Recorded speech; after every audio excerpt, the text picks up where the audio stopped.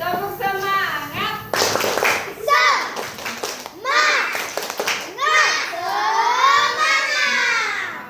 Semangatnya udah tinggi sekali. Oke, udah sarapan belum? Pagi-pagi harus dibiasakan apa?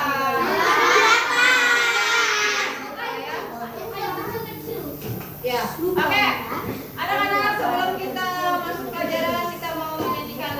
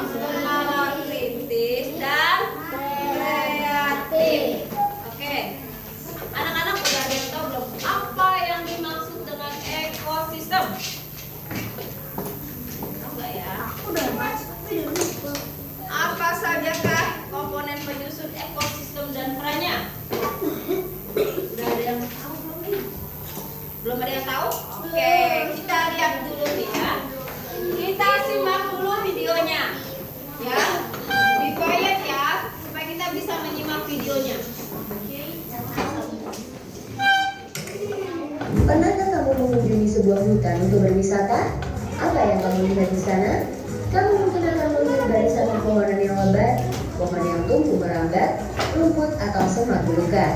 Ada juga hewan yang berjalan di darat dan udara seperti burung, serangga, dan masih banyak yang lainnya.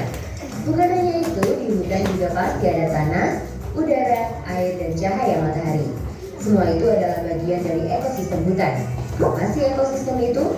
Ekosistem adalah kumpulan makhluk hidup atau biotik dan benda-benda tak hidup atau abiotik yang saling berinteraksi dan bergantung satu sama lain. Komponen biotik adalah manusia, hewan, tumbuhan, dan berbagai mikroorganisme yang tidak terlihat.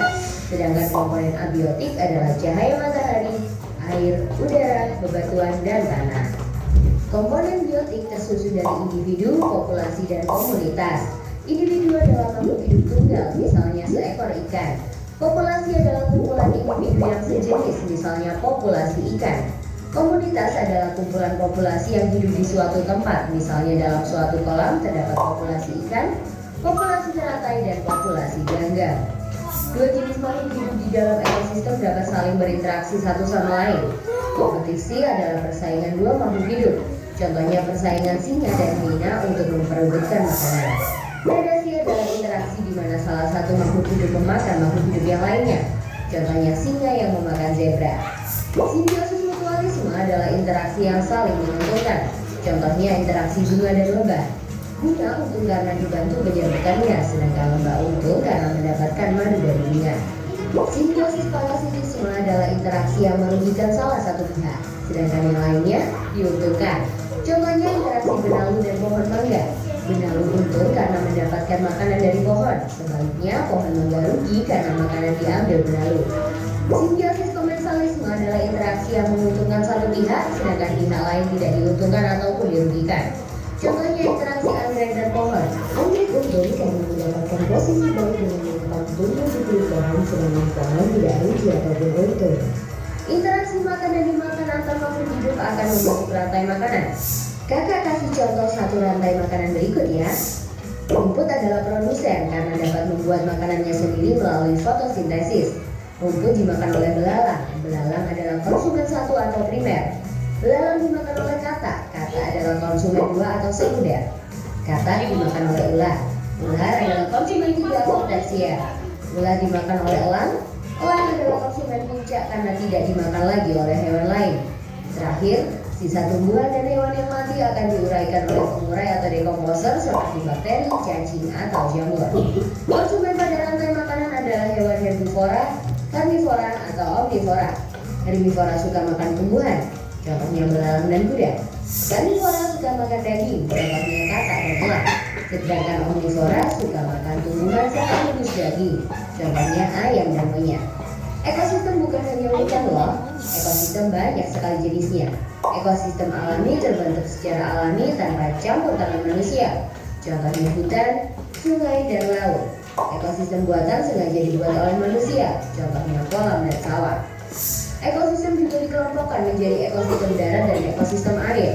Ekosistem darat ada banyak contohnya. 1. Ekosistem hutan hujan tropis yang memiliki curah hujan tinggi dan lebat. Jenis hewan dan tumbuhan di hutan ini sangat beragam. 2. Ekosistem sabana, yaitu rumput yang diselingi dengan pohon palem. 3. Ekosistem padang rumput, yaitu area rumput yang luas dan diselingi dengan semak. 4. Ekosistem gurun atau padang pasir yang kering dan panas. 5. Ekosistem taiga yang biasanya tersusun dari satu jenis tumbuhan seperti cemara atau pinus. 6. Ekosistem tundra yang dingin dan hanya bisa ditumbuhi oleh lumut. Ekosistem air juga banyak jenisnya. Ekosistem air tawar contohnya danau, kolam, dan sungai. Ekosistem air asin contohnya terumbu karang dan laut dalam. Ekosistem air payau adalah peralihan antara air tawar dan air asin. Contohnya ekosistem muara sungai dan teluk pantai. Keseimbangan ekosistem harus selalu dijaga. Keseimbangan ekosistem dapat terganggu karena bencana alam atau aktivitas manusia seperti penebangan hutan, perburuan ilegal, dan pencemaran limbah. Nah, setelah kamu tahu tentang ekosistem, gimana ya biar jadi bijak? Ya, kamu bisa membantu dengan cara memelihara keseimbangan ekosistem. Mudah kok, kita bisa mulai dengan membuang sampah pada tempatnya, mendaur ulang sampah atau menanam pohon. Kalau diminta memilih, kalian lebih lebih suka jalan-jalan ke gunung atau ke pantai nih? Coba tulis di kolom komentar ya. Tapi ingat, kalau sedang jalan-jalan jangan buang sampah sembarangan atau merusak tanaman di sana ya. Kalau mau lanjut soal topik ekosistem, Dua-duanya. Oke, ya jadi apa artinya ekosistem? Apa yang dimaksud dengan ekosistem? Setelah kalian menyimak videonya, kalian tahu? Kalian tahu nggak nih? Apa yang dimaksud dengan ekosistem? Ayo, ada yang mau ini jawab? Apa yang dimaksud dengan ekosistem? Hubungan yang terjadi antara makhluk hidup dan benda mati membentuk apa? Suatu keadaan yang disebut ekosistem. Oke ya. Terus tadi yang pertanyaan kedua, apa sajakah komponen penyusun ekosistem dan perannya? Apa saja ayo? Apa saja komponennya? Biotik dan Oke, lalu tadi pertanyaan ketiga, bagaimana bentuk interaksi antara makhluk hidup dalam ekosistem? Bagaimana, Frederick? Individu, populasi, Dan komunitas, dan ekosistem. betul sekali. Oke.